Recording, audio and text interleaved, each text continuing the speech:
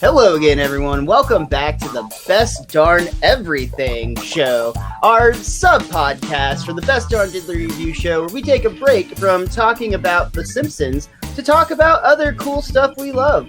My name is Miles, better known as Mr. Most Days Off, and I've said we a bunch, so let me introduce to you your co-host with the most, Richie the Whiz Kid. How you doing today, Rich? Wee! Oh, wait. I'm doing fine and dandy like sour candy. I'm very intrigued to hear some behind-the-scenes stuff on this episode, so I think we got like the perfect guest to come along and be more like the host in this one. So let's go ahead and get going. Miles, I'll throw it back to you. The man, the myth. He might still be in an escape room right now. It is Miles. Isn't life like one big escape room, man? I meant this podcast. When you can't ever I don't think we're going to make it out of this podcast in an hour. I'll just say that right now. You already brought her up. You said she could host. I'd say she might headline this podcast because she is a good friend of mine and a comedian here in DFW. She's been on the other version of the show, Mr. Most Days Off Loves Everything, to talk about Dungeons and Dragons. But tonight, she's here to spread her expertise about escape rooms. Welcome, Ruth Banks. Hello. Ruth, how are you doing? I'm so excited to have you on the show tonight. I'm doing great. I'm excited to be on the show.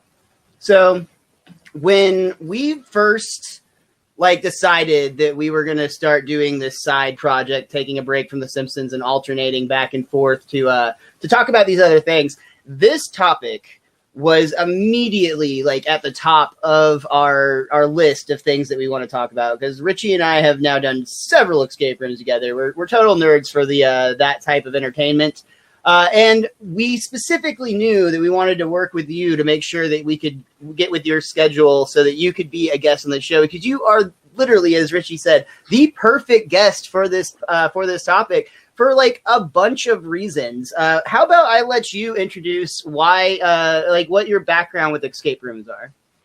Yeah, so I worked for about 3 years in an escape room setting. It was also like an axe throwing venue, but it really started as a singular escape room when I started working there, and then it really grew into something else. But so I've always loved escape rooms. I've done escape rooms in multiple different countries. I've done several different kinds of escape rooms, but really just my experience working in an escape room has really changed the way I view them and enjoy them. That's really cool.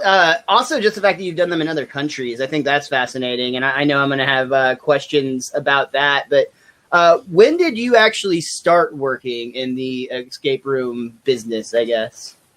So I was fresh out of college, and then I just dropped out. And Samesies. Yeah, my parents, who own a business together, had just done a team building exercise with their office. And they had done this escape room that sounded so cool. So it was an escape room with live actors in the room. So I decided I'm a dropout theater major. What better way than being a live actor in an escape room to submit being a dropout theater major? I can't believe they actually made jobs for people like me. Amazing. Yeah. They actually, in the requirements, it was a college degree is disqualifying. And I was oh, perfect. I'm making that up. Told you, Mom and Dad. Yeah. So I went and applied, and actually the application process for working in the escape room was going through the escape room with a group, because genuinely, there's no better way to find out what kind of person someone is than watching them go through an escape room. So it's hey, how do you work under pressure? I don't know. Put me in an escape room. You'll find out. That's. I work best when the countdown is getting down to 0. That's absolutely. And also while I still have 1, maybe 2 clues remaining. So I applied, and then it was a singular room being rented out of a haunted house at the time that I worked there. And then we had our own facility by the end of things. So can I try something here real quick? Just because of the way the camera angles are going right now. Miles, I need you to lower your head down just a little bit, this much. And Ruth, no, Miles, still look at the camera. And Ruth, I need you to stand up slightly, because you guys are going to actually look like you're one whole person together. Yeah, you're right. Yeah. We're the same almost. I love the fact that the majority of the people actually listen to this as a podcast. So you just lost that. That's why you should be watching this on Get Vocal or YouTube. You are missing out on these bits where Ruth and I just made it look like we had one combined head, and that really truly is your loss. Yeah. I wanted to say, Ruth, so in that you mentioned in the room that you started in, it was actually part of like a haunted house, which I think is very relevant to a story that you told me that we're going to get to. But I wanted to mention that I know at one point you were like managing the escape room, but you started as like an actor in the room. Correct me if I'm wrong, but you were actually a zombie in the zombie escape room actually went on to become very popular for some reason while you were working there. Would you like to talk about that? Yes. So actually the story of how it became very popular predates me working there, but not by long. It's not, I would say it's not incredibly standard to have live actors in escape rooms in the first place. I think there's only been one that we've done, and it was the 1980s party that that same company eventually went on to do. That is, yes. Which I won't say like brand names because I don't want to feel obligated to only be glowing about them. We'll make sure to tag them in all our social media posts. Yeah, fantastic. So it's not incredibly standard to have actors in the room to begin with. And then our particular room, you were acting as a zombie. So not only were you in the room, you were like a threat against the people solving the room. You were like trying to actively dissuade them. Scare them off, get in their way, that kind of deal. So it was a very intense job. Like people were in what they felt was a very high pressure situation. And then I was stopping them from reaching their goal. Like that was, there was some combat situations. Like it got messy a few times. We had two characters in the room. There was Professor von Gutenberg and then the zombie. And the zombie was very lucky that Professor von Gutenberg was there because the professor's job was basically to referee and make sure the zombie didn't get the crap beat out of them. Like, genuinely. So I want to hear like a specific example of that. Like it's. I mean, I assume the timer runs out and then they're turned into zombies. But like, it's how many times did the referee have to side with the zombie here? So there were just several different instances. Obviously, You're in like a business type situation, so you don't just want to like be a complete asshole to them, but you also like, am I allowed to curse? Yeah. You say what it is. No. Okay. Okay. But I remember one situation in particular where the first sign was I had reached up to steal a clue from on top of the table, and the only woman in the group had grabbed a book and whapped my hand with it. Which, like, right off the bat. So I immediately just, like, waved down at the professor and, like, told her what happened. And she went over and goes, hey, you can't do that. And our professor was pretty, like, straight to the point, especially the one who was working there at this point. And she goes, oh, no, I didn't do that. I would never do that. So then she's just, like, calling me a liar. And I'm still nursing my hand. Like, it's actively throbbing. Do they have you on camera, too? Well, so we didn't have cameras in the room at the time. Oh, wow. Which, again, I think was a big mistake. We really needed them. But we didn't have cameras. It was a very, like, that whole escape room was held together by orange duct tape. I love it to death. Holds a very special place in my heart. 99% orange duct tape. We just saw the other side of the tape. No, the room, you would see the orange duct tape. Oh, you literally saw it held together. Okay, wow. You literally saw the orange I guess you had to change to a construction theme. Yeah. So the event I was actually alluding to does feature cameras. Oh, yes. Yeah. So I know what you're talking about. So before I had worked there was a show called Big Bang Theory, and they did an episode where all the really smart guys went to an escape room, and the joke was they escaped really fast. And they had actually based that off of the zombie room that I worked in.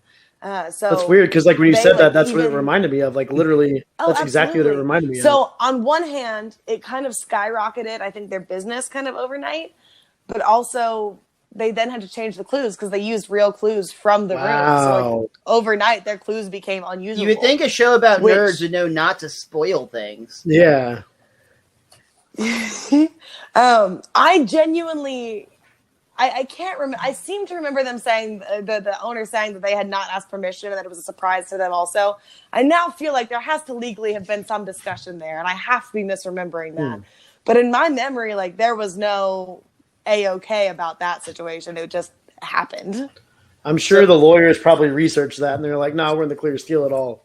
We're in the clear, they didn't file their paperwork right. They put it on orange duct tape, and that doesn't count. That doesn't count. We'll sue them for using our idea in real life. Also, let's see if we can get a patent on orange duct tape.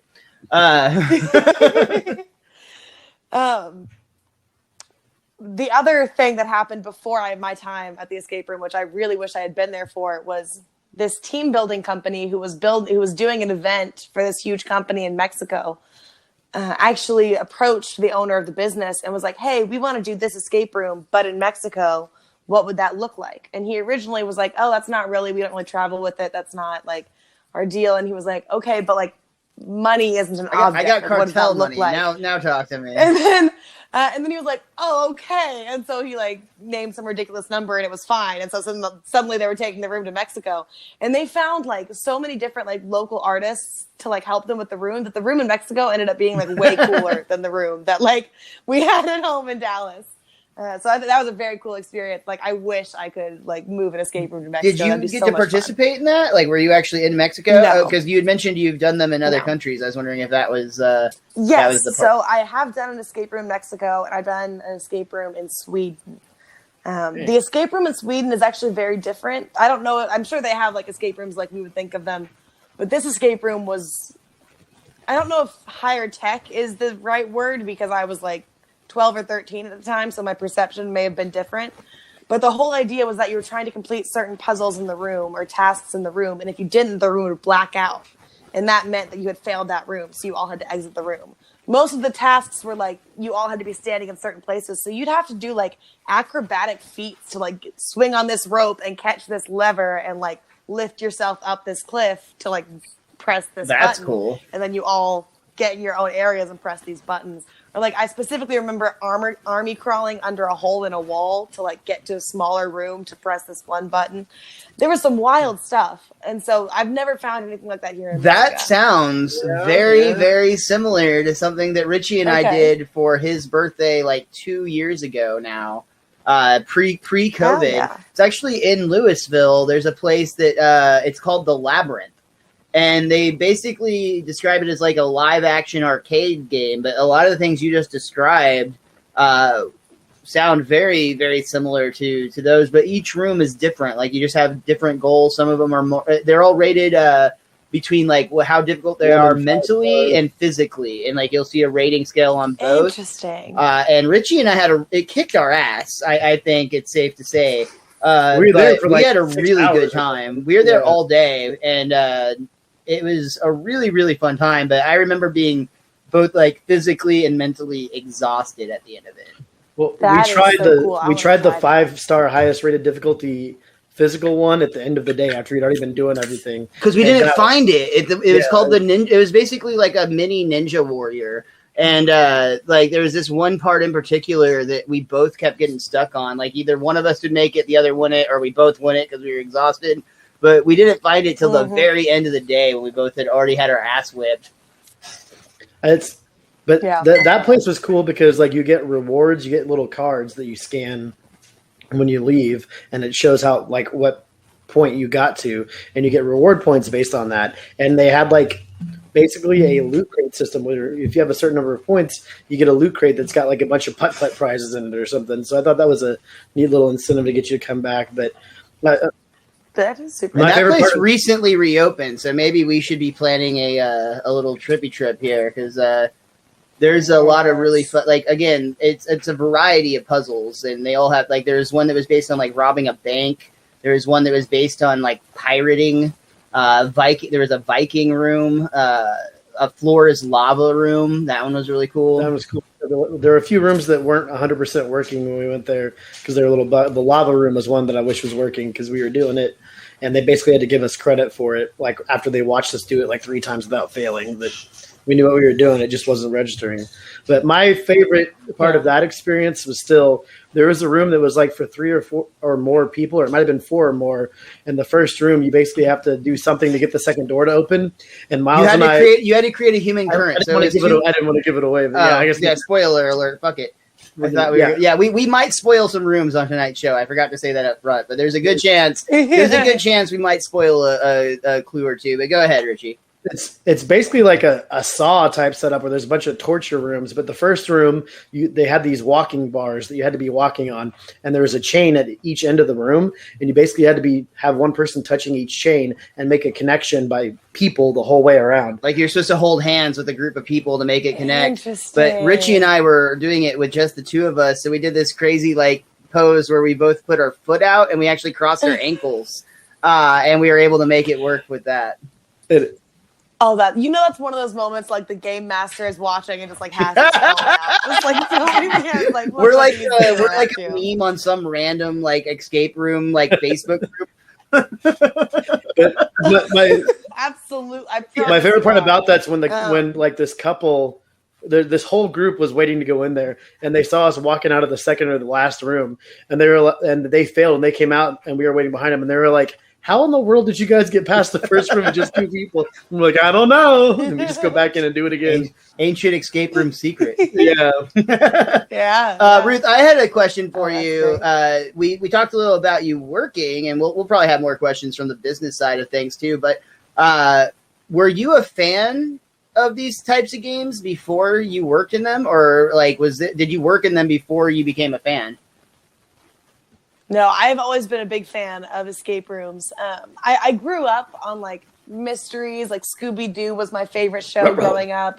Then like Nancy Drew, they had the Nancy Drew point and click PC games. Like I was and like escape rooms pretty much are like a live action PC 100%, yeah. game. Like that's what they are. I played one on addictinggames.com where you were like in some weird alien bunker and like trying to figure out like who you were.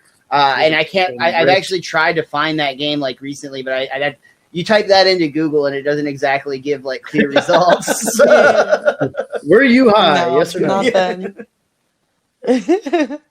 But no, I've always really, really enjoyed escape rooms. I know the Sweden one I went to because that was like early teens that I went to the Sweden one. How did that happen? I don't why were you in Sweden, and then like how did you end up at an escape room because of that?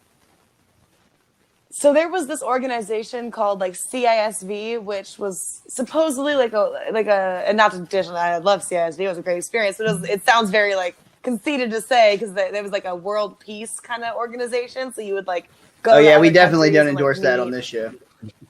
Oh, it was a cult. No, it just sounds like weird to be like, I was, instigating world peace by like going to Sweden as a 12-year-old. Like, does it still hurt where they branded you?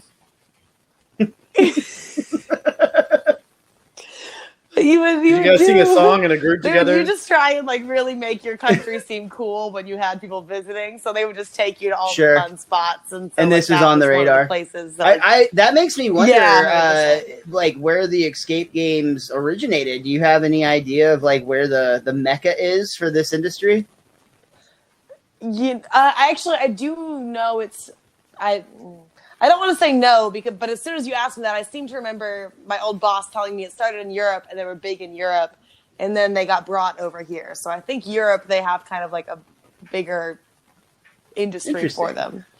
Was the Sweden one your very first experience? I believe so, and yes. Do you recall there being any significant differences with the puzzles overseas versus the Americanized puzzles, or like do you feel like they're almost identical? Well, so the Sweden one was just such a different thing. Like it was more of a physical challenge. That's almost like the Ninja Warrior type thing we were describing, or aspects of it. Yeah. But I did do one in Mexico, and it did feel very similar to an escape room. I did almost wonder if there was a like a company that had kind of, because it was at a resort in Mexico, like where a lot of American people like would have been staying. So I wonder if it was kind of like a subcontractor had come in and built it, and it was like a dime a dozen, just like escape room you can put in kind of deal. The escape room in Mexico, it was almost an interesting like human experiment, because the whole idea, obviously Spoiler alert for escape rooms, but it's illegal to actually lock people in a room. So the Hey, doors I've seen several locked. horror movies where they do lock the door, and it gets weird. Oh, well, you know what the most reliable source of information Is my Shudder account? Oh, yeah. Mm-hmm. But so in this escape room, you were waiting for a light to light up above the door, and that was how you would know you had won. So the escape room took you across 3 different rooms, and in the 3rd room, you had to crawl into a box where there were like switches. And the whole idea was get the switches the correct way based on clues, and the light lights up. So I was inside the box flipping the switches, and my aunt was standing in the other room calling for if the light got turned on. And so we got to this final clue with probably 20 minutes to spare. And I'm pretty sure I know what the combination is. So I flip it, no light. And so I start, okay, maybe I messed up this. I'm trying a few other variants, no light. Finally, there are only 4 switches and they can each go one way. So I just start trying every combination. We've got 20 minutes. We drive ourselves, it's my family. Like, it is my family in this room. We drive ourselves insane trying every combination of these goddamn switches. Finally, the time runs out, and the dude walks in and goes, "Oh my gosh, you guys, why didn't you get out? The light was on. You escaped. You solved it." Apparently, there's a burned out light bulb. Yep, burned out fucking light So bulb. that I have like one of the more disappointing experiences. One of them was with Richie, but that one reminds me of one of the few experiences that I had where I was really disappointed in a room that Richie and I didn't do together. And it was kind of similar to that, where the last puzzle, you had to have like all these information from other puzzles to kind of make the last puzzle make sense. And basically, once you had the other puzzle solved, you knew which path you were supposed to follow. And like, I was like 99.9% sure I had it on the first try, but it didn't work. So I'm like, so I'm trying all these other things. And finally, we had like used our clues at this point, but I radio the guy and I'm like, hey, we need help. Like, I think something's wrong. Will you at least like come verify this song? And long story short, they come back and they did the very first thing I tried. And he's like, doesn't seem to be working. Well, you guys won. And it was like such a disappointing feeling. It didn't feel like it, like it did not feel like we had won. Versus other times, like I know Richie and I will have one we'll talk about where we felt like gods at the end of it. But there was another one that kind of a similar experience. This one Richie and I did together. Overall, the room was really, really good. I don't remember what the theme was at this time. It was like foreign spies, maybe. But the last clue, you had to use a magnifier to read like this card where it gave you the right path to get the last combination. We were SWAT teams trying to defuse a bomb, like find out why the mad scientist had the bomb, and then we had to defuse it. And it was a vision puzzle, which I'm like, I'm out. I can't. No, it's too small. I can't see. I have relatively good vision. Like I don't know. I haven't tested in a while, but I still feel like I see very well, and I've never needed corrective lenses or anything. This magnifier was just so scratched up that it made it very difficult to follow the path that was on. So, I mean, it took us like that one clue. It should have probably taken 2, maybe 3 minutes tops. Probably took us like 15 minutes to beat. There's one with the crossing wires. We had to follow the wire all the way around, and it was this huge glob of wire. And like they even admitted that like it doesn't look quite as well as it was. Like when the place is admitting to you that like it's not up to snuff, like you feel cheated almost when that happens. Yeah. Well, and like the victory example I told you a second ago, that just like, I mean, that was just the absolute worst in terms of it's like, oh, you won. It's like, did I? I feel like you took money from me, and then we got a lackluster experience. But yeah, that was an example of like a bad room. I guess let's go on. Go ahead, Rich. Before we go to the good ones, I want to say I've quote unquote verified on numerous sources that Japan is where escape rooms started from on Google. There's a video game called Crimson Room in like 2004, and a company in Japan decided to try to make a live action version of it. And that started in like 2007, which they made the first tangible escape room experience. So looks like it started in Japan, which that totally makes sense. Yeah, that tracks. Completely tracks. I actually wasn't ready to switch over to good ones yet. I actually wanted to ask both of you, and we'll start with Ruth. What is and we won't call anybody out, but just talk about the worst escape room experience that you've had. So I'm going to maybe answer the question not in the spirit in which you meant it. Did you get broken up worst with in an escape room. room and it was amazing, but like it ruined your day? If only I could escape this room like you're escaping this relationship. No. But I was gonna say that the room itself was very good. It was just the people I was with made it. And that is a huge aspect. It's so crucial. Excuse me. That is an absolutely important aspect of your experience. And for us, we've never had to book privately because we always go like randomly during the week when like kids are in school and shit. But like you do need to be aware that if you are thinking, like if you're listening to this podcast, you're like, wow, I always thought escape rooms sound cool, and now I definitely want to try them. Be careful when you book them, because if you end up in like somebody's birthday party, it's a real weird time.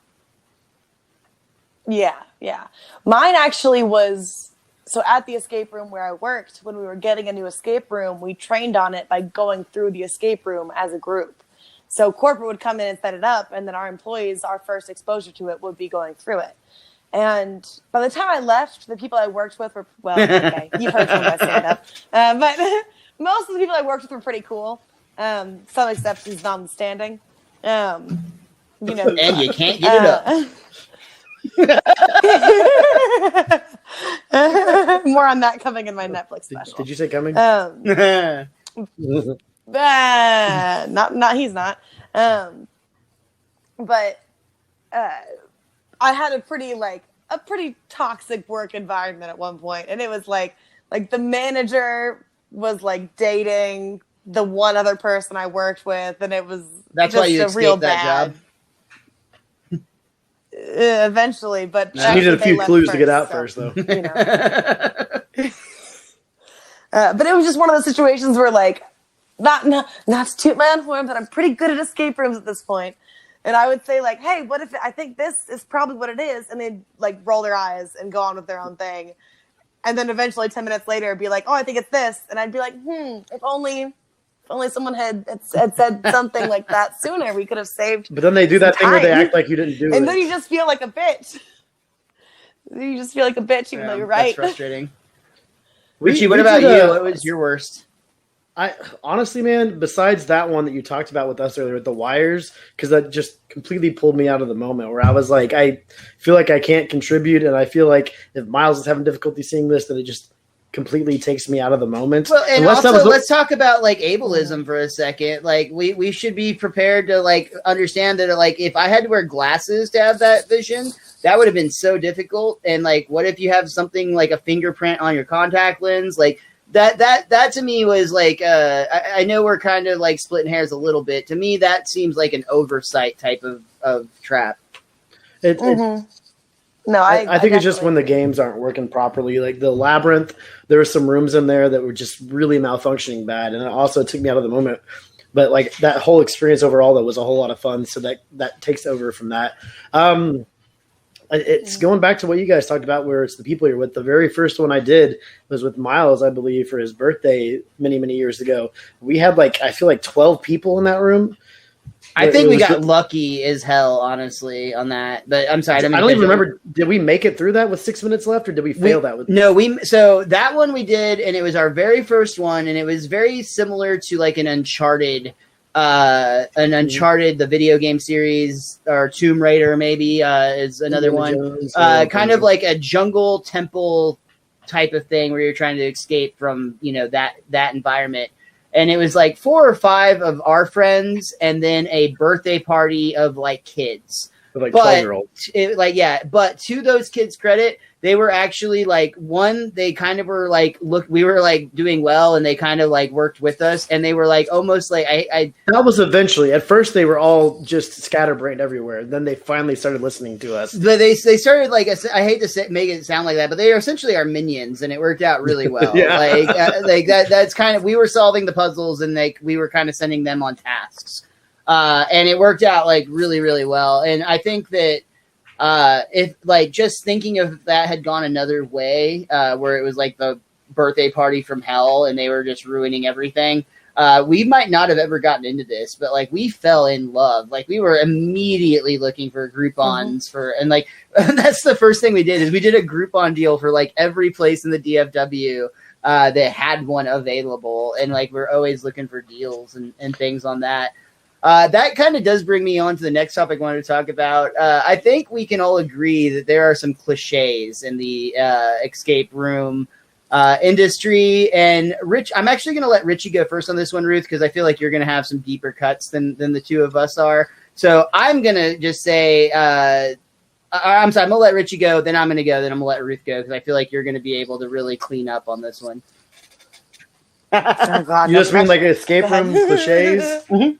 Like how there's inevitably going to be some kind of number on the back of random items on the bookshelf, or like at one point you'll need a flashlight or a black light to see something that you previously couldn't see. So for me, actually, what I was going to say is I think the biggest cliche in the theming is the prison escape. I think like literally every. Have you done that one before though?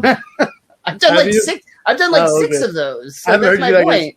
That's one of my Is- favorite experiences in the prison escape. I room, didn't though. say it was bad. Cliche doesn't mean bad. I'm just saying that literally it's like if you've built an escape room in 2020 or 2021 now, whatever, you probably have a prison escape theme as one of your options. I feel like they cater to like the library escape room theme, or like the ancient ruin type thing. It's like a combination of those two, where like you have some old details of some old dusty map that leads you on a random adventure, kind of like an Uncharted, I guess. I feel like that's pretty popular too. Yeah. But I mean, heck, we did one after the first Jumanji movie came out where it was Jumanji themed, and I was like, we've already done a jungle themed one before, but whatever. To be fair, you mean the second Jumanji, the first right. The Rock Jumanji movie. But yeah, honestly, I was going to talk about the Jumanji one being one of the more positive experiences, because that was a very low budget escape room, but they did a great job with the theming. And like, while their puzzles were not very high tech, they were very simple and basic. They still did a really good job. Couldn't count the snake. What's that? We missed one of the snakes in that one room, though. That was the counting room was actually one of the puzzles. Spoiler alert, was like you had the combination, and they basically told you it was like spiders, snakes, lizards, and like literally just scattered throughout the room. There was all sorts of like rubber snakes, rubber lizards, rubber bugs, whatever it was, and you had to like count them. And that could actually be really daunting in certain situations, because it wasn't like it was well lit. So you're going out with like a flashlight. It's not like they're in rows and columns. Like you're having to really like work to keep track of these numbers. And it was really fun. We missed a snake on the doorknob for what it was worth. And that's why, yeah. And it was one of those where we were still trying, but like finally, like the game master took mercy, and they're like, guys, you're off. You're missing one that's like behind the door. And it's like, okay, we didn't really win, did we? It counts in the victory column. I guess I agree with you. There does seem to be always the Tomb Raider. I wasn't even thinking when I brought up cliches about like the cliche puzzles, but that's actually another good thing to kind of go down there. There does seem to be some of the certain ones that are always going to be somewhat the same. Yeah, but still at the same time, like it's good to have that, because you learn after you've done a few rooms.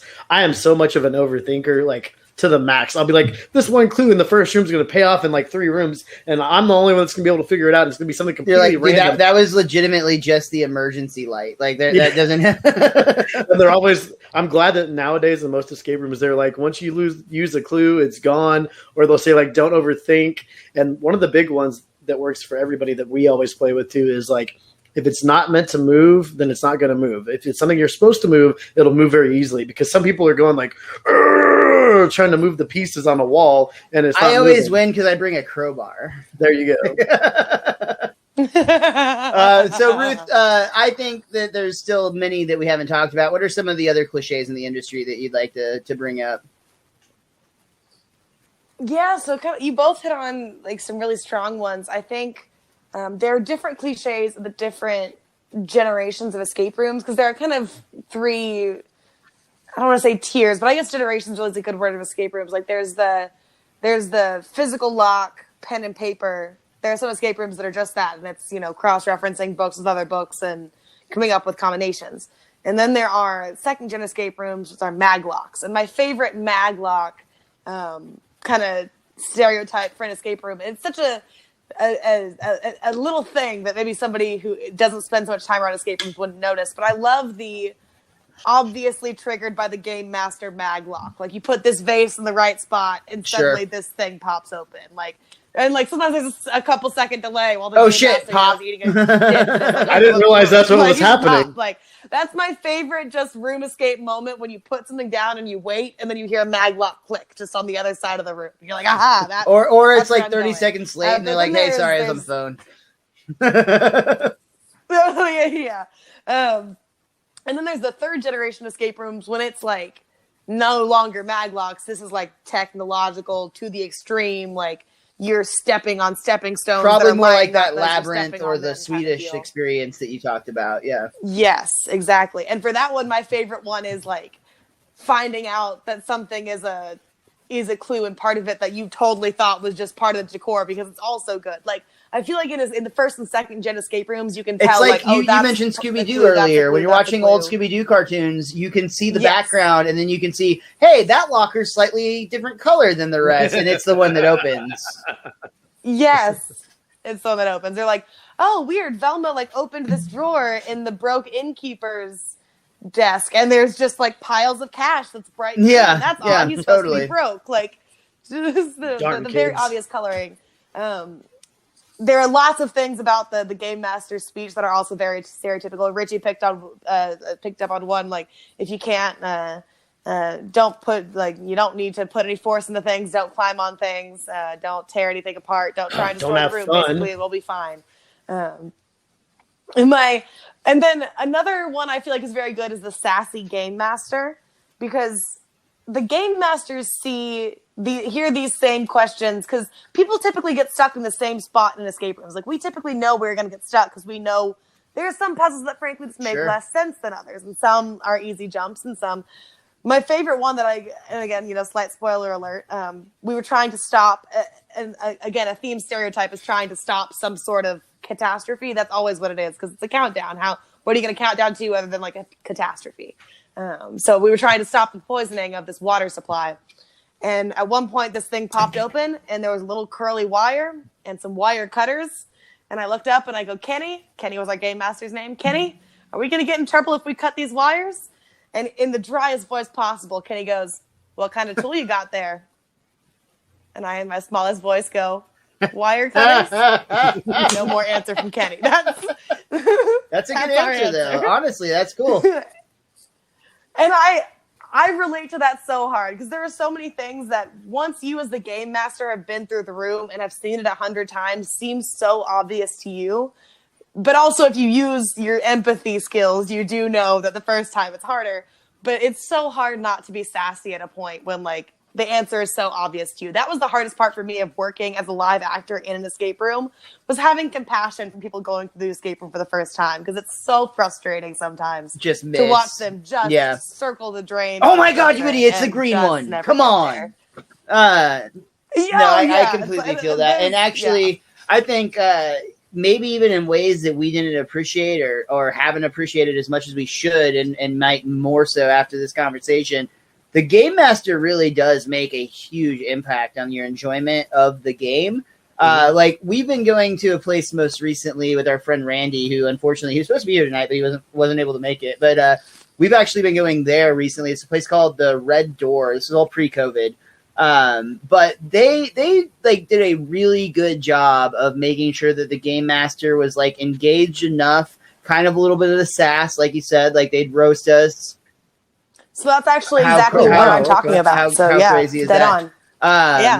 Like really positive experience with them specifically, where you get a little bit of sass, but like at the same time, like you do get like help when you ask for it in a way that like guides you but doesn't give it away. And like I know that Richie and I and other times I've experienced game masters that almost like ruin a puzzle for you. It's like, dude, you didn't have don't tell me it's 12. Tell me like, hey, maybe you should multiply those numbers that you find around the room or whatever, Actually,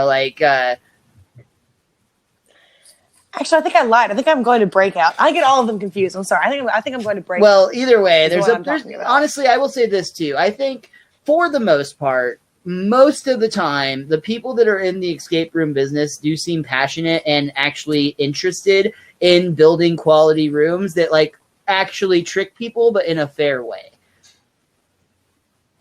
So, and I don't know if I've talked to you about this before, but I got the opportunity through my We job did. to go This to is a so conference. you and I had actually talked about that Labyrinth place Yes. before, but like forever ago. So Okay. I don't blame you for forgetting. Forever. But, I feel like I remember that You now, told me yeah. a little bit, but I'm so glad you brought it up because I was planning to ask. Yeah, tell us about this conference. This is like Yeah. so. They actually have conferences for this. This is cool. This is kind of like the horror industry. They like I do. do scare acting. They do like conferences for like makeup and effects and things like that. Yeah, so actually Transworld. Yeah, so you take over and talk about your experience with that. No. Sorry. Yeah, Transworld, who puts on the horror conferences and stuff, also puts on their escape room conference. And this was like, I think the second annual one is the one. Where that was I it went located? To.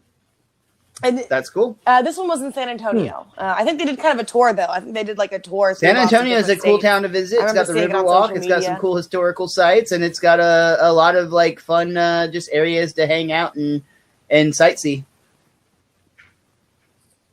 Yeah, absolutely. And so not only was there a cool like convention floor where you got to walk around and see different like puzzle boxes that people were developing. Some people even set up like mini escape rooms in like just on the convention floor. So you would go through a little like one That's hallway cool. escape room just with your team that you were walking around with. It was gotta- so cool. And there were some VR headset escape room situations. But then that night, and like 2 different nights, I think, you would actually go with randomly assigned other escape room owners. It was mostly owners. I was just there because I was a manager. It was the whole thing. And you would go to local escape rooms and then solve them as like groups, like randomly assorted groups of escape room owners, which solving escape rooms with escape room owners, that was like some X Games mode shit. Like that's like, now is the time to play, because if you don't solve this now, you're an embarrassment to your company. Like it is, it wasn't that serious, but that's how it felt. You didn't want the other it team really to felt beat like you. you had to represent. No, not at all. And that was probably the coolest part. That seeing all the pieces, seeing the different puzzle boxes, that was cool. But everybody knows that if you spend enough money, you can put together an escape room. But it's cool seeing like the different escape rooms they had around town, because we actually played a 1st generation and a 3rd generation with the 2 escape rooms we played. So we played one where it was all like, you know, magnifying glasses and locks. And then we played one where it was like we stuck our hand into things as like a puff of air would come out, and if we blocked that puff of air, cool. then like, this other thing would happen. It's like, oh yeah. So you could like you had to stick your hand in like sequence in these ones, and they would know if you got the sequence right by like if it blocked that like puff of. I don't know. It was very interesting. I think the best experience of that was just seeing all of these different rooms on their A game, because this sounds bad, but it kind of made me embarrassed because, you know, I mainly worked in that 80s room. The 80s room, for what it's worth, is a room that I did with our friend who's been on the show many, many times, Toby Schofield. Yes. That's one of the very few other options that Richie didn't participate in, but that was a really cool room. It was like you were in, basically your flashback to the 1980s. You were at a basement party, and you had an hour until the host parents were getting home. So you had to get out of the room in time without getting caught. It was super fun. They had references to Pac-Man, Back to the Future, A-Team, just all sorts of just really, really fun 80s content. And it was a really good time. Sorry, I just wanted to kind of like side tangent that. No, you're totally good. I do think. Oh, and we did get out. So I think there are a few. It wasn't a super different. I will say that one was one of the easier rooms that we ever did. Yes, that is true. I do think it broke, and I adore the person who designed this room. I know him personally; he's a great dude. I do think that escape room broke one of what I feel to be the golden rules of escape rooms, which I think there are a few rules that escape rooms should follow, and I think one of them is that you shouldn't need any knowledge outside of the room fair. to complete the room. And it 99% was true for that room, but there is one puzzle. Spoil it. Go ahead. Where it's like it gives like it lists a movie. That's right, and it was like, the DeLorean from Back to the that Future. It was the van from the A-Team, and I don't remember what the third car was. But you had to put the right car on the track, so it was the DeLorean. Yeah, you had to know enough about the movie. which that's Knight Miles' Rider. best Yeah, knight. it was Kit from Knight Rider. Rider, Yeah, Knight- and I do remember that Yeah, Knight Rider. there was It's an Knight actor Rider. in the room with us that she was the host of the party, or the yeah, that's her. And she Danny, got on to me for cheating, but that's because they had 3-digit combination codes, and as soon as I had 2 digits, I'm like, well, it's just going to be way quicker to try the other 10 numbers. She's like, that's cheating. That's You're a being numbers game. bad. And that's And I'm like, totally I'm what sorry, me but you didn't state that up front, Danny. That's a numbers game, though. That's the smart way to do it. One person look for the clue, the other person go. Oh, absolutely. And that's totally what me and my family do. And totally the reason DJ Danny did that is because we so know that's a short room and we want to try and stretch it. Like, we're just trying to bully you into staying in Play the by the room rules. longer. They were talking the Please wrong stay at the person party. about playing by the rules. I'm sorry.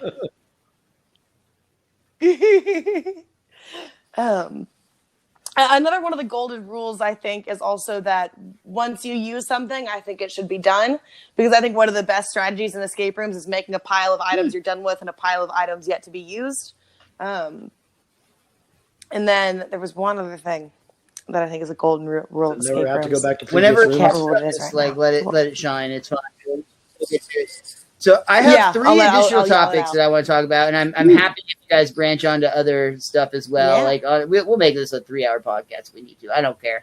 We're doing fine right now. I really like this is Okay. making me want to go play. I know. That's the Like, part with so me. bad. We need a 24-hour escape room place. Like that. Let's go. So we'll open up by Ruth. You can talk about your Seriously. experience 'cause you actually played a room today, but I want you to segue that into let's talk about did. our best escape room experiences and maybe like props, like maybe even if it wasn't the best in execution, let's give some props to some of like the more creative ideas that we've seen attempted in escape rooms. Ruth, why don't you talk about your experience today, and then we'll segue into some of the experience that you just have fond memories of.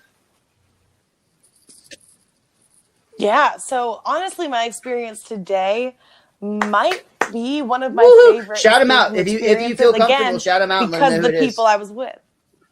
Yeah, no, it was the breakout rooms here in Plano. I am gonna spoil. Miles, let's So go like, here tomorrow. fast forward like One 30 of the seconds rooms. if you don't want to hear the spoiler. Yeah, but I'll get back to why it was my favorite. But since we just did the spoiler thing, I know I cracked up the game master because they had all these cups that would have a letter and a number in it, like in like the rim, so you could barely see it. And I figured out like, oh, this is supposed to be kind of like a grid. So I was like, oh, okay, if this one's A2, I'll put A1 here and I'll put B2 here. And I kind of just like saw it in my head, so I mapped it out and I did it. Just using the other pieces as the reference from which to put the other pieces kind of deal. And I eventually found what I needed to find from it.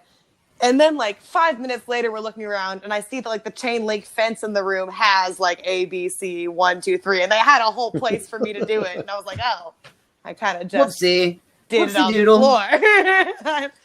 You had a plan for me. But no, it came down again to like the people I was doing it with. I did this one with my family and my like little brother's girlfriend. And so for one thing, I just haven't been able to do an escape room in a long time. I hadn't been in an escape room, I don't think, since I stopped working at the escape room place. So it was just nice to get back to it after a really long time. But also, we are a very efficient escape room team, my family. And that's It's something almost I like when really you have a like good in, like an team for escape like room experience an because- RPG or even like a first-person shooter where you've got like somebody's the support, somebody's the tank. So, yeah, go for D&D group for you, Ruth. Excuse me, that should be the Yes, obvious call to absolutely. you. Yes. That's accurate.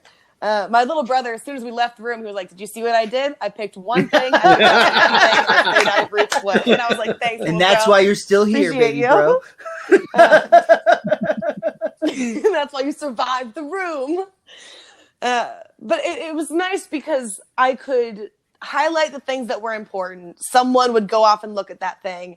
And then I didn't feel the need to hover because I knew that they would find whatever there was to find. Like I had full faith in their abilities, so I was able to just... I know sometimes I can be very domineering in escape rooms and be like, "Are you doing that right? What if you Chemdawes, did this idiot." instead?" But with this group... With Chris, I'm able to fully trust that they can do their thing and just go, and it Nice. worked. We escaped with like 16 minutes left, so it was like a solid time. So yeah, I really gotta say, and today's was a good combination of things. I think some escape rooms fall into having to do the same thing too many times. Like I had one escape room where symmetry came into play like 2 or 3 different times. And I love, like, a theme is good, but also like this room today, like you had to throw foam rocks to knock some things off, to make things over, to make a clue visible. And you had to, of course, use a black light, as Richie said, but It's funny. Make the grid system was interesting and one I hadn't seen before. There is kind of a stereotype of always using a magnet to fish a key out of somewhere. But there was an added thing today where there was a screwdriver we had no idea what to do with, and like that came into play. So that was cool, having to like use tools like in the room. I don't know, just like I like a good variety of things in the puzzle. Is there not too much of one thing. Are there any specific escape room themes or specific escape room puzzles at all that you've ever experienced that like stand out to you? Man, and this is conceited to say because I worked there for 3 years, but there's something really special, I think. Let's go ahead and spoil it. Big Bang Theory already did. Big Bang Theory already did, yeah. So I mean, there's a live zombie in the room with you trying to stop you from doing the things, and it's not even particularly what the puzzles in the room are. It really is more just that added effect of actively running away from the zombie, and the zombie's chain gets 5 foot longer every time you leave the room. And you can take it a really horrible direction and dogpile and pin down the zombie, or you can just have a whole Or you lot can of just fun. hit somebody And with a that's book. Like, What happens if the zombie grabbed you? with a book, yeah. That you die and you have to go stand in the corner, which are marked by... Was there any way to be resurrected or to become a zombie yourself? There was not a way to be resurrected unless we did get a little hinky with it a little later on in the, because, okay, and this kind of gets into the business side of escape rooms. So when I was hired with the company, we were under one company, and then this company sold my location to this other company. So we were still working in the same escape room with the same theme, but I had completely different bosses. So the person who I had worked for originally had created the escape room, so he had much more care and oversight for what went on in the room and what the rules were and weren't, and kind of preserving that universe. And then once we were kind of at a third party, there was much more like, whatever. So sometimes you'd make a deal with the zombie if they were losing and you'd get back in the game, but you had to like do the zombie a favor. That was the kind of the beauty of the room, was that if you weren't so smart, you could like sing to distract the zombie, or you could like do a drawing of the zombie, or just talk to the zombie. Was the zombie a big fan of the cranberries? Honestly, I put up with so... zombie. Yeah. So, I heard it a lot. But I saw so much shit in a day that if somebody was just nice to me and would have a conversation with me, I would start helping them. Like, you could truly like make that. And I assume from your side, on the business side too, it really is a lot like most jobs, about reading people, about understanding what the customer wants from the experience. If you got somebody that's there to solve puzzles, they might be offended if you help too much. But if you've got a 9-year-old birthday party and you just want little Jimmy to feel like a winner for a day, then let that motherfucker know how to beat the zombie. Yeah. Exactly.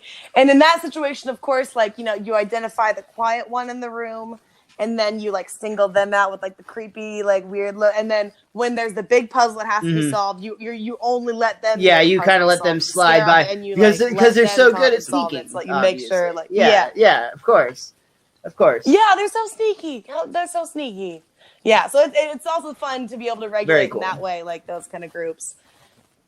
And the other part was that then, as the professor, you would have a big old like clipboard in your hand, and you would be writing down like descriptors for everybody in the room, and you would give an evaluation at the end of like who did what. And it was a really good personality breakdown, honestly. I think you should always take like your first date to an escape room, like somebody, like you're interviewing for a job, escape room. That's like, a very fascinating point, more honestly. About somebody It's a good breakdown of somebody's character under artificial, admittedly, but still pressure.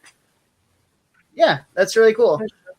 Richie, kind of moving over, same concept for you. I want to talk about your favorite experiences, and then also just like your favorite individual puzzles. I want to start off by piggybacking a little bit off Ruth there, and I think like 75 to 80% of your escape room enjoyment is who you're with. Oh yeah, Like, easily. Miles and I never have talked Absolutely. about our strengths and weaknesses collectively as like escape room duos, but we just know each other so well that like it's we work together very well. And like I know, like I'm gonna We throw play a lot Randy. of video games together, and I think it's similar. Like we just kind of Yeah. fall into our roles. I'll throw Randy under the bus a little bit here since he's not actually in the conversation. But like Fuck you, Randy. we did the hardest escape room at the Red Door escape room, and they broke us off into groups, and it was Randy and one of his kids and me and Miles in the other room. And like Randy was not relaying the information over the radio the way like Miles and I were literally like, I think he's missing something over there because we figured out everything in this room. And then eventually we figured out that we were right. But it's just like we have a good sense about it because we work well together and we played a lot, and that plays a lot into it. Some of my favorite experiences, one of them, like the whole experience of the labyrinth in Louisville is just fun all together. And like when we knew clues that other So people, unique, so different from any other experience. yeah. Well, and it's a level. Each escape room has like 3 or 4 different rooms, and you have to work your way up. If you fail in room 2, you have to go back to room 1 and start it over. So like when you're on your 10th try at a room, you can be blowing through the first 3 rooms easy. Still You're trying like, to figure yeah, out. you're like, bam, bam, bam, bam, room 1, bam, bam, bam, bam, room 2, and it's like, what the hell do we do in room 3? Yeah, but some of my favorite experiences. One of them was I think it was actually like the library experience. I don't remember what room it was, but Miles and I were running out of time, and he had figured out like 2 or 3 clues in the next to last room. And we get into the last room. You're supposed to steal a Fabergé egg. And then That's what I was going to talk about too. We were to fill in your story a little bit. We were it was called Heist, and you and I were bank robbers, or I'm sorry, museum. We were robbing a museum, and we were supposed to steal a Fabergé egg from a museum. But we've got like less than 2 minutes left, and we're in the final room. The egg is right in front of us, and we had under an alarmed glass case. Yeah, and we had just gone bang, bang, bang, bang, bang in the last few clues in the last few rooms. And there's a lot in this room, but there was a clue that said something about like listen carefully or blah, blah, blah, or something like that. And the speaker alarm system kept playing over and over. And after the second time it played, I was just like grasping at straws, and I go, oh, they're speaking on the speaker. Let's just listen to how many times they say each line over the alarm. And it was the actual code you entered to get the Fabergé egg. And I felt really cool about that. And like we escaped with like seconds left. Less than 10 seconds for sure.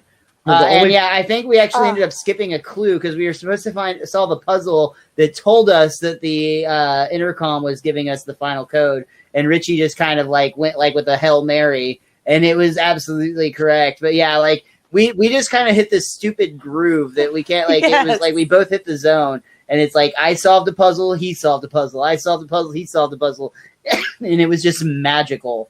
But that was I was going to call that one out as my favorite as well. But I have more to talk about. Don't worry.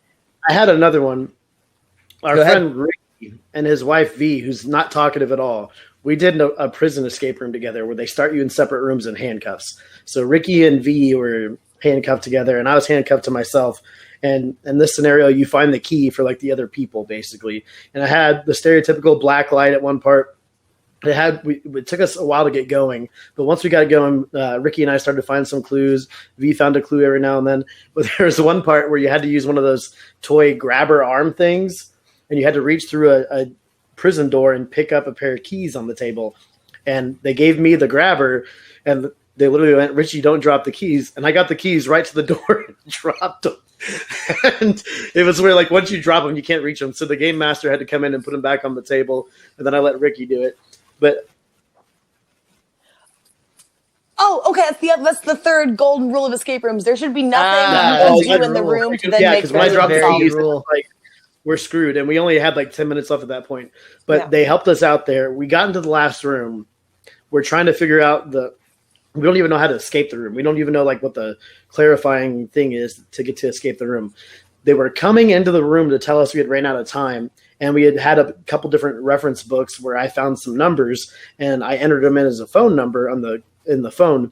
And as soon as I hit call, the alarm above the door went off saying, "You've escaped." And they were opening the door to tell us we had failed. And they were like, "Oh my gosh, like what? You literally solved it at the last buzzer."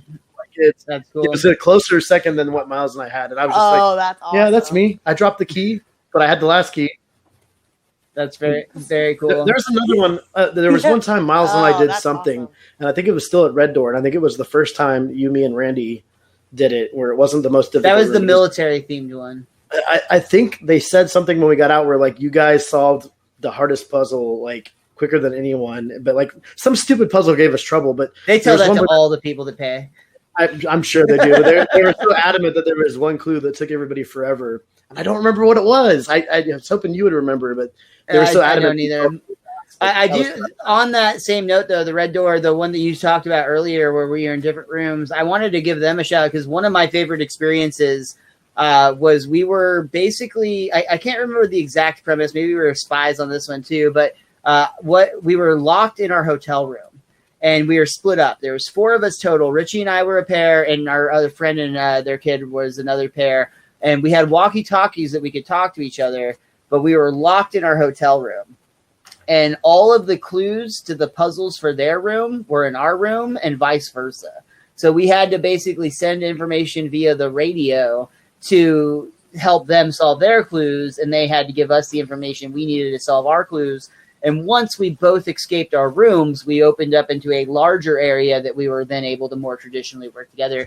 But just that element of separation early on, it's similar to the gel experience. There's a lot of the gel experience where you start in a separate cell or whatever. But like for some reason, that aspect of having to use the radio to communicate really made that one feel special.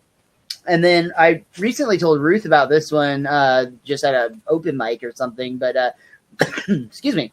For Richie's last birthday, we actually did one. It was at the Parlor of Entertainment in the Louisville Mall. And this is actually a magician and his wife who like opened up this space in this dying mall. And this magician essentially got the space so he could build a stage that he could perform magic online. But then they've got all this other space. So they start building puzzle rooms and escape rooms. And what kind of sets them apart that I think is neat is they do have a traditional 1-hour escape room, just like you would expect with 3 clues and multiple rooms that you progress through. But they also have smaller puzzle rooms that are designed. They're both less expensive and they're designed to take less time. So there's like rooms that they have that it's like, yeah, this is on average about a 10-minute puzzle. You go in, you spend like $3 and you get to do a 10-minute puzzle. They've got some that are slightly longer and they do all sorts of different cool stuff. But the experience that we did for Richie's birthday was actually very much, they described it as a live action game of Clue, but it was very much based on the game Among Us. And it was, one of us was the spy, essentially. One of us was working against the rest of the group. And we were all trying to solve the murder. We needed to know who it did it, what weapon was, just like Clue, and then what room it happened in. But what was really cool about that game is the entire room, like the entire area was open. So we could actually walk into other puzzle room areas and get clues for our game. We didn't know who the killer didn't know who they were until after the game started. They would take all of us away one by one, and they would tell one of the people, "You're the killer." And the game master would actually, and they told us up front, the game master was actually working with the killer against the rest of the group. So it was really, really interesting and just like a fun twist on the genre. And I'm going to combine the last 2 topics that I wanted to talk about into one, and I'll give an example of both. I want to talk about rooms. Well, first clarify that you were right when we won that game, because I was saving my guess for last because I knew you were going to single out your wife as the killer, and if you were wrong, I knew that I thought Miles was the killer. I watch a lot of serial killer documentaries, bro. Stay sexy, don't get murdered. You were just so adamant about everything where I was like, Miles is way too over the top. He's clearly he's hiding something, but he was right. We won because Miles sold his wife out. Fair. Sorry, Emily. No, that's totally fair. But I just thought that was a really unique twist. But the last thing I want to talk about, and again, if you guys have other things you want to talk about, that's totally fine. But just the things that are on my list, I want to talk about escape rooms that both exist that we know about that you have not gotten to try, but you're excited to try. And then I want to take that a step further. And I want to talk about escape rooms that don't exist that you would like to see, or ideas that you have that you could maybe evolve the genre of entertainment. But The first one, I'll start to give you an example and both time to think of what you want to say on this. But there's two of them that currently exist that I very much want to try. One of them was announced right before COVID, and I was actually looking into Richie and I going before everything shut down. But it's actually based on South Park. It's in Dallas. And you're actually in Mr. Garrison's classroom, and Cartman has done some shenanigans where you are trapped in this classroom. And you have to find out, and everything's super raunchy and South Park themed. It has very good reviews, and that's one that I was really excited to do. And then the other one I want to do is currently only available in Las Vegas. And I actually just went to Las Vegas, and I tried to make it happen, but the group of people I was with, which is just not the right group of people to do this experience with. But it's actually based on the Saw franchise, and you are actually put into a Saw trap. And you have, I mean, obviously, I don't think they're really going to like torture or kill me. You don't know. But you don't know. They could. Yeah. This might be how I die. But legitimately, you are like put into Jigsaw's game. And again, it's exclusively in Las Vegas. It's supposed to be super high production value. It's very expensive. I'm not going to lie. But it's one that just like, as soon as I saw the trailer for it, I'm like, oh my God, I've got to give this a try. That sounds so, for a horror nerd like myself, that is like the ideal experience. And that brings me to an idea that I've had, actually, that I think would be really cool. I understand, admittedly, this will probably never work because it's just for such a small group of people. But I'm a scuba instructor, and I've always loved the idea of doing an underwater escape room where a scuba certification would be ideal, or be required, because some of the puzzles would actually be underwater. And I think a way that they could do this to make it more mainstream is make it so like the majority of puzzles are above water, but you have to work with at least one certified scuba diver so that they can do underwater stuff, working with the team at the surface that send them on tasks, essentially. Sure. So that's kind of my like fantasy escape room. It's like a BioShock. That would be type of puzzle cool. thing there. You can do a theme of BioShock. So I want to end on Ruth on this. So Richie, I'm going to have you go next. Rooms that you know about that you'd like to try, and any sort of fantasy room that you have. Man, that one time, I don't remember what the escape room was. I don't even remember what we did, but it was sometime that you, Emily, me, and Ricky did one right before we went to the Cobra Brewery in Louisville, where we saw them, and I was talking to the guy making it, the space shuttle one. That was the first one we did. That was the very first one they did. The space shuttle room was the one they were building. Yeah, that wasn't yet available. Yeah, I always wanted to go back. I just thought the idea of being trapped on a space shuttle where you're running out of oxygen. Like, that sounded like such a cool idea. I always wanted to play that one out, and we never got to go back and do it. The only way I could really see it evolving is maybe do one with a group of at least 4 where you're inside a dark maze where it's literally like the mazes you go to cross country where you have to stamp your little stamp card at each corner of the maze, then go to the middle. But it's like each person is by themselves in a different spot, and like you have to go and find a radio, and then you can communicate with each other, and then you have to find a way to get out of your like solitary confinement so that you can get together and take that step of being 2 versus 2 and coming together and making it everybody for themselves in the first room, just to like let that feeling of horror and loneliness and darkness sink in. And where I just think that'd be really creepy, but it'd be really interesting to see like how your brain works to get out of it. And you know, like Ruth said, maybe make it where like it's up to the individual to get out of that room, where it's not impossible, where like my person that's 3 rooms over that has no idea what they're doing won't get me out, but I can find a way to get me out, kind of thing. It's still possible. It might just be more difficult. That's fair. Ruth, what about you? Rooms that exist currently that you've heard of that you'd like to experience, and then anything that you would like to put like a special twist on the genre? Yeah, so I've actually never done a room where you start separately from your group or your group is separated in any way. And also the next room me and my family are talking about doing, this is only like the second room me and my family have done together since like that one in Mexico, which obviously wasn't the best experience. And today we like determined that like this is going to be something we start doing together. So I'm very excited about that. And the next one we're looking at is apparently the like OG room from Very Breakout. Cool. And that is like their kidnap room where you start handcuffed.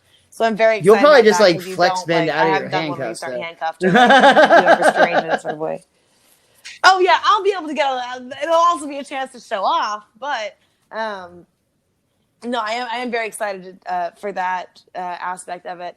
As far as there's a few different ideas for rooms that I think could be really cool. Some of them would be like somewhat licensing issues, and from working in an escape room, I know they wouldn't actually be practical. So I'll start from like least practical to like something I think could actually happen. Maybe I would really love to see like or I think there would be a market for a more expensive, kind of like the Saw, where you get that not sort of like the Saw, but budget quality. kind of like the Saw, and pricing kind of like the Saw.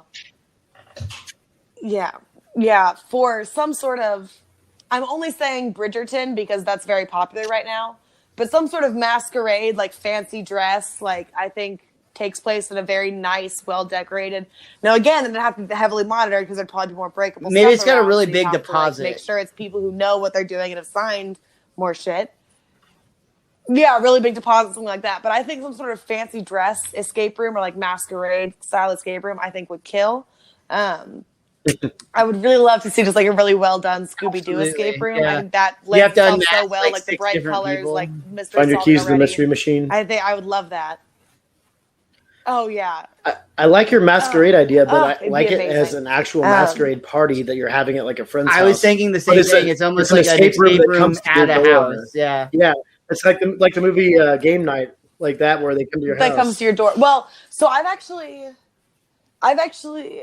one of the places I visited in San Antonio at the Room Escape Expo, they had a trailer, That's like cool. an RV that was built into an escape room, so they could like drive up and do it. So that kind of deal. But then the one that I've really thought about a few times, like in the past, is some sort of incorporating, and I'm sure somebody has done it somewhere, but incorporating a room escape. Take a shot in each room, and so like the last room is so difficult to get through. Yeah. We used to, when we were the axe throwing range and the escape room, we used to hide either free tickets or discounted tickets to the axe throwing range in additional puzzles in the escape rooms. So you could do something like that where you can go to a bar and either just walk in the front door, or you can pay drink tickets or to whatever. Go to the 30-minute escape room. Some free nachos. Finding, drink tickets and stuff like that in the escape room. Yeah, exactly. Or it could be a kind of like you said, like a bar that is built with rotating like puzzles and clues and stuff in there that lead to those. Maybe not even free whole drinks. You get a free like, hit. It's a bar with like a Chuck E. merch Cheese or, like, style stuff like prize that. table where like you get tickets as you go, and if you keep coming back, you can get to like the bigger stuff. Yeah. After like you spend about $8,000 on beer, you can get like a Nintendo Switch. Absolutely. Sounds like our kind of place. That's awesome. Yes, exactly. Very So cool. Well, Ruth, as our expert here today, is there anything about escape rooms that we just haven't touched upon that you'd like to expand about?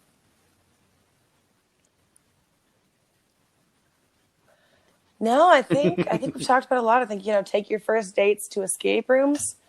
I think is what we've determined. Yes. Groupon is a great way to go experience. I don't doubt it, but, even though room escape owners hate Groupon. Yeah. Oh yeah, absolutely. But they help. Yeah. And I would say if you do have the opportunity to experience an escape room just with the group you're with, definitely do that. Sometimes you may have to pay more, but if you can do that, totally do that. And just always be nice to your game master. Don't try to make their lives hard. And also, it's like a restaurant. Just more than likely, if your food came out wrong, it wasn't your server's fault. So, like, chill. And, like, honestly, even if it is your game master's fault, something went wrong, they're human, man. Like, chill. It's a game. We're not really escaping from prison. Absolutely. Calm down. Yes. Yeah. Richie, is there anything that you feel like we missed today, or do you think we got it all covered? I just want to say, if you've never done an escape room before, like I remember those days where I'd heard a few people talk about it before. And then honestly, to go back to Ruth's first story, I saw the Big Bang episode with the escape room. And I was like, I've heard like 2 or 3 of my friends talking about these. That seems like a lot of fun, honestly. Yeah. If you haven't tried it, absolutely go try it. Just do it at least once in your life, because it's just a lot of fun. And yes, a lot of it depends on the people you go with, but like, everyone out there should know who they should go do puzzles with. Like it's common common knowledge who your smart friends are. So just make sure you have a good group of people. If you want to come do one with me and Miles, just move to the DFW area. We'll do all of them with you. And now we got Ruth doing with us too. So yeah. We're gonna go. We're gonna make it a day so that we can go do that labyrinth. We gotta make that happen. I feel like the three of us would be a powerhouse on like any escape room. I really do. Yes. I really do. Please. And then Randy's kid Absolutely. too. Like holy crap, helps with a lot of those. Randy, you could sit the next one out, buddy. Yeah, seriously. Yeah, for real. That's awesome, guys. This was super fun. Ruth, I'm so glad you're able to join us tonight. Why don't you go ahead and plug Funny for a Girl and any other thing that you would like to send out to the whoever listens to this. Our good friend Chris Manley will check out your comedy. Yeah. So you can find me online. You can find me online at Funny for a Girl. It has a couple underscores in it. It's funny_for_girl, all spelled out. Everywhere, TikTok, Twitter, the whole deal. I'm actually headlining the Comedy I heard the Arena host for May that show 14th is and really 15th. awesome. Check out comedyarena.com to get tickets for that. Yeah. He's actually having like, second I thoughts. can't He's like, even should we do believe I that? got him. I But got no, the it's best host. It's pretty insane. We bagged him. I call bullshit. Should I lower gonna be an myself awesome to show. be on that bill? No, but I think Miles Francis is going to come through for us. It really is going to be a cool show. Thank so you so much for being here. This that. is really fun. Definitely. And thank you so much for anytime having we me. have a This has been topic that you want to be a part of, would love to have you again. I know we've talked D&D in the past. We're now talked escape rooms. I'm confident there's going to be other things that come along that we can have a great conversation about. Richie, The escape room we need to do is you have 1 hour to prepare for your fight against Cobra Kai. strike hard, strike fast, no mercy, sir. Those are the clues. Guys, thank you so much for downloading this podcast. Thank you for joining us on our side tangents with Best Darn Everything. For those of you that come along with these journeys, for those of you who are like, shut up, dudes, we just want to hear about The Simpsons. We're not done with that. We're going to keep going. And actually, we have a really, really cool guest coming up that I'm just so excited about to have back on the show. She's a Simpsons writer. You know who it is if you've been paying attention, but I'm just going to leave it at that for right now. That'll be coming up very, very soon. We are going to keep stalling. We're going to do another Best Darn Everything to give us some time to coordinate with her. But don't quit on us. We're coming back with The Simpsons, and we can't thank you enough for all of you that download, share, like, subscribe, donate on Patreon. All of that is just so helpful. Yeah, and I just want to say, like, this whole thing's happening because we've gone to the live format. So, like, that makes, like, we've always had difficult scheduling conflicts that you guys never know about because we just air the episodes 1 week at a time. So it's a little crazy having to do this every week. But, like, honestly, man, excuse me, burp. I want to say this to everyone out there. I love the Best Darn Everythings just as much as I love Best Darn Diddley. So I enjoy doing these. I hope you guys too. If you do love Miles and Richie and everything Diddley and Ruth, make sure you follow Miles at Mr. Most Days Off. You can follow me at @TheWiz_, the same way Ruth's underscores are, Kid23. But most importantly, you can follow our show. That's at Best Darn Diddley. That's DIDDLY. One more time, big thank you to our guest, Ruth Banks. Make sure you follow her online. Check out her comedy. She really is funny. Not just for a girl. She's just goddamn funny. But again, thank you so much. We will be back again next week. I honestly have no idea what we're talking about next, but it'll be something that we both are passionate about, and we're going to try to have a good time. Oh, thank God I can escape this conversation. And until next time, be cromulent to each other.